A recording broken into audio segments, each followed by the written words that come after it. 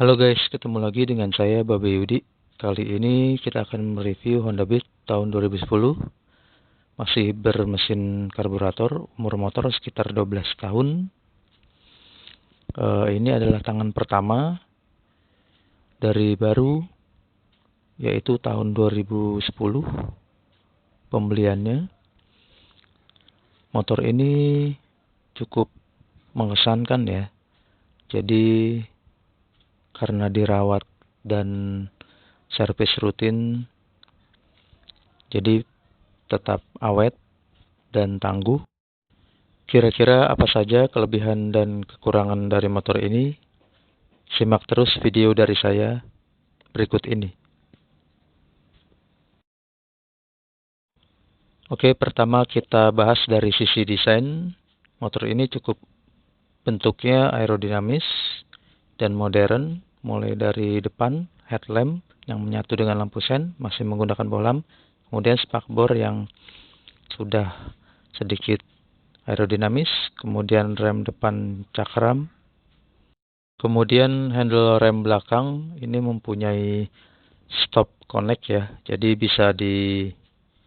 tuas ini bisa diberhentikan saat parkir agar tidak berjalan atau mengunci. Kemudian di sisi deck ada soket atau 2 buah kantung, kemudian kunci kontak. Kemudian di sini ada panel sebelah kiri, ada lampu jauh, ada lampu sen, kemudian klakson. Kemudian panel dashboardnya, speedometernya adalah di sini ada indikator bensin, kemudian lampu jauh, lampu sen, dan speedometer berbentuk seperti ini, cukup informatif. Kemudian di sisi kanan ada lampu dan starter. Decknya cukup sempit ya. Ini sempit karena motor ini mengejar kepraktisan dan ramping. Kemudian sisi belakang ada monoshock sebelah kiri. Kemudian lampu belakang yang cukup stylish.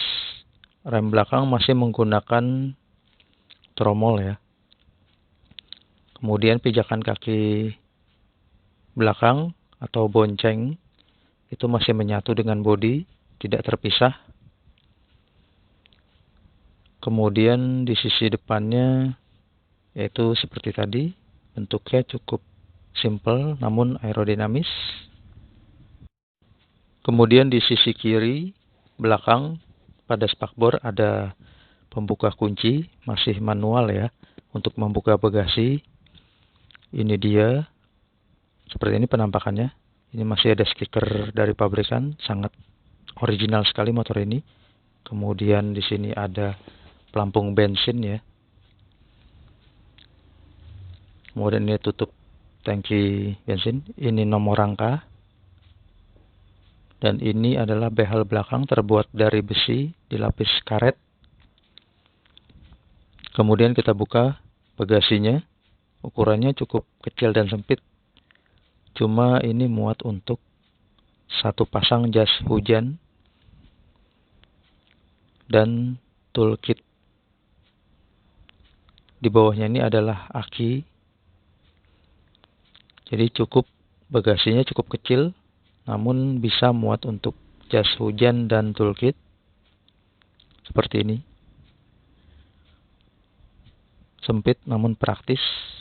Ini juga kulit joknya masih original. Motor ini juga catnya masih original. Belum pernah dicat ulang. Kemudian kita bahas yang selanjutnya adalah untuk posisi riding style. Posisi riding untuk sendiri ini motor ini cukup ringan dan ramping seperti ini. Jadi jika untuk berboncengan sangat pas. Tapi jika untuk membawa keluarga atau membawa anak, motor ini sempit ya. Posisi ridingnya jika sendiri cukup nyaman. Motor ini juga sangat praktis untuk dibawa harian ya. Karena motor ini ramping, ringan, dan cocok sekali untuk perempuan. Jadi tidak susah untuk diparkir atau dipindah-pindahkan, cukup ringan. Oke, kemudian kita test ride, kita nyalakan kontak. Kita tes motor ini untuk berjalan. Kita starter. Starternya cukup bunyi kasar ya, maklum karena ini keluaran Matic awal di pasar Indonesia, jadi starternya sedikit kasar bunyinya, belum menggunakan starter arus seperti motor-motor sekarang. Untuk posisi riding style, motor ini cukup nyaman, ringan, akselerasi juga bagus. Motor ini praktis sekali untuk digunakan harian. Jadi sangat praktis. Kemudian motor ini untuk perkotaan ya, sangat bagus untuk kita menyelip-nyelip dalam keadaan macet atau lalu lintas padat. Motor ini sangat rekomendasi. Akselerasi juga bagus. Nah, untuk nyelip seperti ini, motor ini enak ya, bagus untuk lalu lintas yang padat. Untuk harga bekasnya atau secondnya, motor ini masih cukup tinggi, yaitu sekitar 6 juta sampai 7 juta dalam keadaan yang bagus ya, keadaan terawat. Masih cukup mahal karena pertama adalah ini brand Honda ya, jadi harga jual cukup tinggi. Kisaran harga Jakarta itu paling rendah adalah 4 sampai 5 jutaan. Untuk yang kondisi terawat dan surat lengkap pajak hidup itu bisa 6 sampai 7 jutaan. Tergantung kondisi. Jadi motor ini cukup rekomendasi untuk kalian beli dalam keadaan bekasnya. Cuma harus dicek. Untuk konsumsi bahan bakar motor ini cukup irit ya, sekitar 40 km untuk 1 liter bensin. Motor ini kesannya agak boros karena tangkinya kecil ya, sekitar 3 literan. Jadi dipakai beberapa hari sudah habis. Namun bukan berarti motor ini boros, karena tangkinya saja yang kecil. Jadi kesannya agak boros. Motor ini akselerasinya cukup baik. Kecepatannya cukup bagus dalam keadaan sehat ya tentunya. Oke, saya rasa itu saja review saya tentang motor ini, Honda Beat karburator tahun 2010.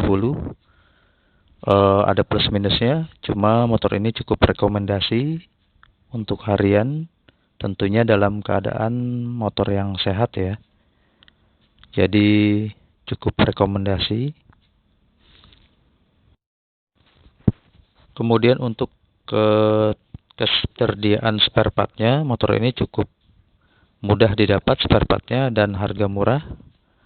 Sangat mudah ditemukan, melimpah di pasaran untuk spare partnya.